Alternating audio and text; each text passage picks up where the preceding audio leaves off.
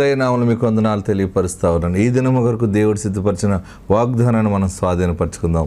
పరిశుద్ధ గ్రంథం నుండి ఇర్మియా గ్రంథం 1వ అధ్యాయము 9వ వచనం ద్వారా దేవుడు మీ కుటుంబాన్ని దర్శిస్తూ ఉన్నారు. జెరమియా చాప్టర్ 1:9 నేను చదువుతున్నాను, చూడండి. మీరు కూడా వాక్యమును ధ్యానించండి. అప్పుడు యెహోవా చేయి చాపి నా నోరు ముట్టి ఇలాగ సెలవిచ్చాను, ఇదిగో నేను నీ నోట నా మాటలు ఉంచి ఉన్నాను.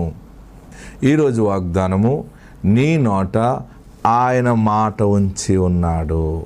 నేను ఎలా మాట్లాడాలి ఈ సిట్టింగ్లో, లేకపోతే ఎలా నేను ఆన్సర్ చేయాలి, ఈ ఇంతమంది పెద్దల ముందు నేను ఎలా మాట్లాడాలి, బహుశా ఒక వ్యవహారం మధ్యలో ఉంటే ఏం సమాధానం చెప్పాలో నీకు అర్థం కాకుండా ఉందా, నేనేం మాట్లాడితే ఏ కష్టం వస్తుందో అని సైలెంట్గా ఉంటే ఎలాగుంటుంది, చెప్పకపోతే నేను సైలెంట్గా ఉంటే నిజముగా నన్ను దొంగ అంటారు, లేకపోతే నేను అవినీతిపరుని లేదా అవినీతిపరురాలని అంటారు.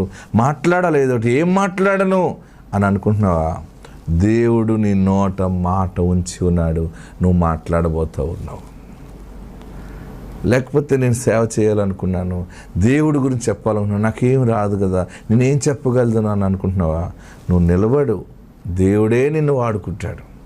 నువ్వు నోరు తెరిస్తే పరిశుద్ధాత్మ నీ నోటిని నింపుతుంది. నువ్వు ఏ రంగంలో ఉండి నేను మాట్లాడలేకపోతున్నాను, లేకపోతే నేను సమాధానం చెప్పలేకపోతున్నాను, రేపు ఆ పెద్దల ముందు ఎలా మాట్లాడాలి, చిన్నల ముందు ఎలా మాట్లాడాలి, లేకపోతే ఇంత పెద్ద సమస్యలో నన్నే టార్గెట్ చేశారు, నేను వీళ్ళందరికీ ఎలాంటి సమాధానం చెప్పాలని అనుకుంటున్నావేమో. ఒకానొక సమయంలో అమెరికా అధ్యక్షుడు అబ్రహం లింకన్, ఆయనకి ఆ తెల్లవారి మధ్య నల్లవారి మధ్య సమస్య వచ్చినప్పుడు ఏం చేయాలో అర్థం కాలేదు. ఆయన తెల్లవారి పక్షంగా మాట్లాడితే నల్లవారు దూరం అయిపోతారు, నల్లవారి పక్షంగా మాట్లాడితే తెల్లవారు దూరం అయిపోతారు. అలాంటి సమస్య ఉన్నప్పుడు, కష్టం ఉన్నప్పుడు ఆయన ప్రార్థన చేశాడు, కొంచెం టైం తీసుకున్నాడు. పలానా రోజు నేను మాట్లాడుతాను అన్నాడు.